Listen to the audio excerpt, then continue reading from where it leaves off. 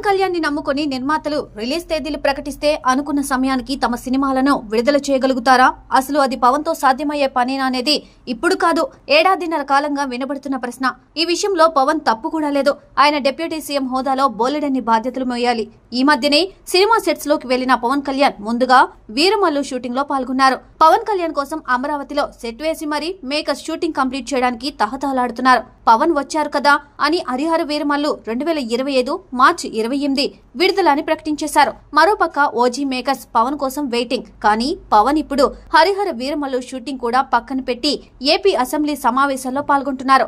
మరోపక్క బీజేపీతో స్నేహం కోసం మహారాష్ట్ర ఎన్నికల ప్రచారానికి పవన్ సన్నద్ధమయ్యారు.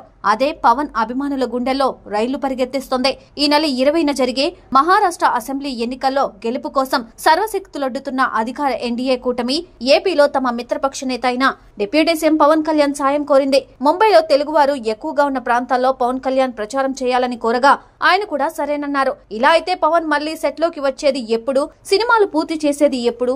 ఈ లెక్కన పవన్ ని నమ్ముకుని సినిమాల రిలీజ్ డేట్స్ వేస్తే వాటిని రీచ్ అవ్వడం జరిగే పనేనా?